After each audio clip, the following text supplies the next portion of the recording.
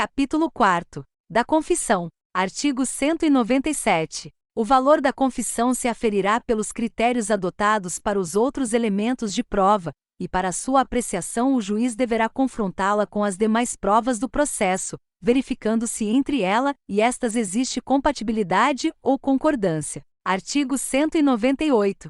O silêncio do acusado não importará confissão, mas poderá constituir elemento para a formação do convencimento do juiz. Artigo 199. A confissão, quando feita fora do interrogatório, será tomada por termo nos autos, observado o disposto no artigo 195. Artigo 200. A confissão será divisível e retratável, sem prejuízo do livre convencimento do juiz, fundado no exame das provas em conjunto. Capítulo 5. Do ofendido. Artigo 201. Sempre que possível, o ofendido será qualificado e perguntado sobre as circunstâncias da infração, quem seja ou presuma ser o seu autor, as provas que possa indicar, tomando-se por termo as suas declarações. Parágrafo 1º. Se intimado para esse fim, deixar de comparecer sem motivo justo, o ofendido poderá ser conduzido à presença da autoridade. Parágrafo 2º. O ofendido será comunicado dos atos processuais relativos ao ingresso e à saída do acusado da prisão, a designação de data para audiência e a sentença, e respectivos acórdãos que a mantenham ou modifiquem. Parágrafo 3º. As comunicações ao ofendido deverão ser feitas no endereço por ele indicado, admitindo-se, por opção do ofendido, o uso de meio eletrônico. Parágrafo 4º. Antes do início da audiência e durante a sua realização, será reservado espaço separado para o ofendido. Parágrafo 5º. Se o juiz entender necessário, poderá encaminhar o ofendido para atendimento multidisciplinar, especialmente nas áreas psicossocial, de assistência jurídica e de saúde, a expensas do ofensor ou do Estado. Parágrafo 6º. O juiz tomará as providências necessárias à preservação da intimidade, vida privada, honra e imagem do ofendido, podendo, inclusive, determinar o segredo de justiça em relação aos dados, depoimentos e outras informações constantes dos autos a seu respeito para evitar sua exposição aos meios de comunicação. Capítulo 6.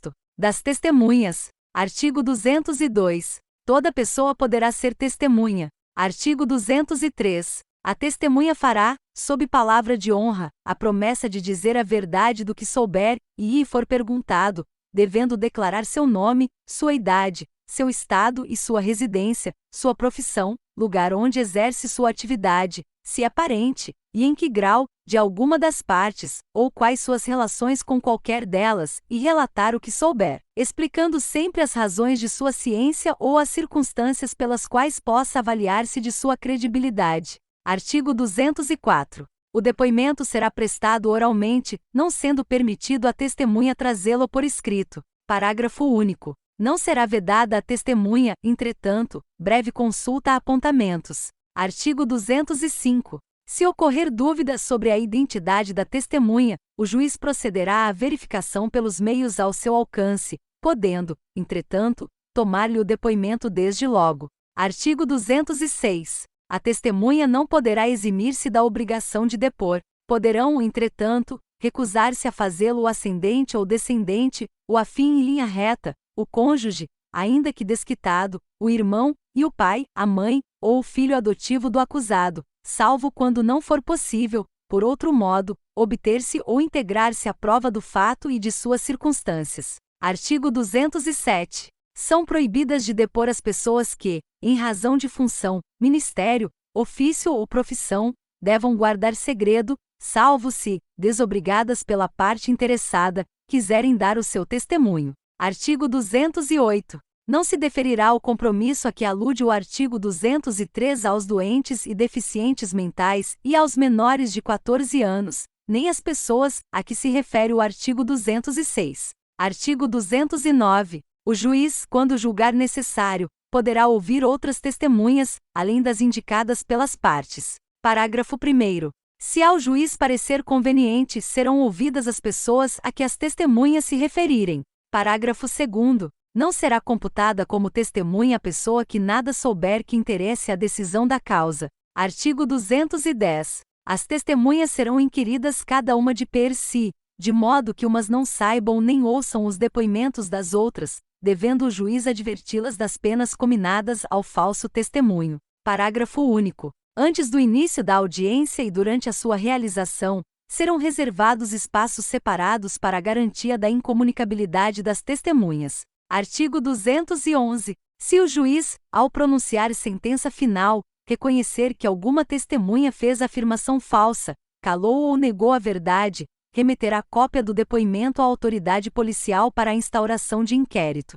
Parágrafo único. Tendo o depoimento sido prestado em plenário de julgamento, o juiz, no caso de proferir decisão na audiência, o tribunal, ou o conselho de sentença, após a votação dos quesitos, poderão fazer apresentar imediatamente a testemunha à autoridade policial. Artigo 212. As perguntas serão formuladas pelas partes diretamente à testemunha, não admitindo o juiz aquelas que puderem induzir a resposta, não tiverem relação com a causa ou importarem na repetição de outra já respondida. Parágrafo único. Sobre os pontos não esclarecidos, o juiz poderá complementar a inquirição. Artigo 213. O juiz não permitirá que a testemunha manifeste suas apreciações pessoais, salvo quando inseparáveis da narrativa do fato. Artigo 214. Antes de iniciado o depoimento, as partes poderão contraditar a testemunha ou arguir circunstâncias ou defeitos, que a tornem suspeita de parcialidade ou indigna de fé.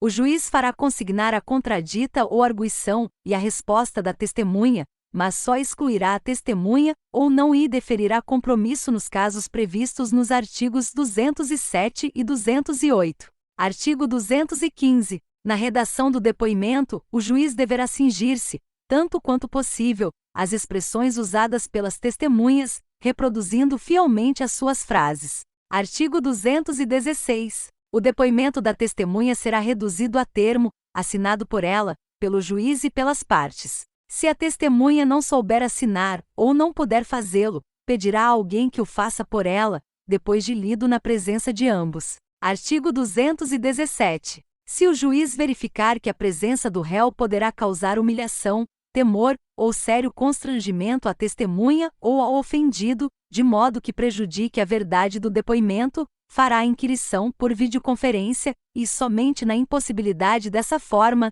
determinará a retirada do réu, prosseguindo na inquirição, com a presença do seu defensor. Parágrafo único. A adoção de qualquer das medidas previstas no caput deste artigo deverá constar do termo, assim como os motivos que a determinaram. Artigo 218. Se irregularmente intimada, a testemunha deixar de comparecer sem motivo justificado, o juiz poderá requisitar à autoridade policial a sua apresentação ou determinar seja conduzida por oficial de justiça, que poderá solicitar o auxílio da força pública. Artigo 219. O juiz poderá aplicar à testemunha faltosa a multa prevista no artigo 453, sem prejuízo do processo penal por crime de desobediência, e condená-la ao pagamento das custas da diligência. Artigo 220. As pessoas impossibilitadas, por enfermidade ou por velhice, de comparecer para depor, serão inquiridas onde estiverem. Artigo 221. O presidente e o vice-presidente da República, os senadores e deputados federais, os ministros de Estado, os governadores de estados e territórios, os secretários de Estado, os prefeitos do Distrito Federal e dos municípios, os deputados às assembleias legislativas estaduais, os membros do Poder Judiciário, os ministros e juízes dos Tribunais de Contas da União, dos Estados, do Distrito Federal, bem como os do Tribunal Marítimo serão inquiridos em local, dia e hora previamente ajustados entre eles e o juiz. Parágrafo 1º.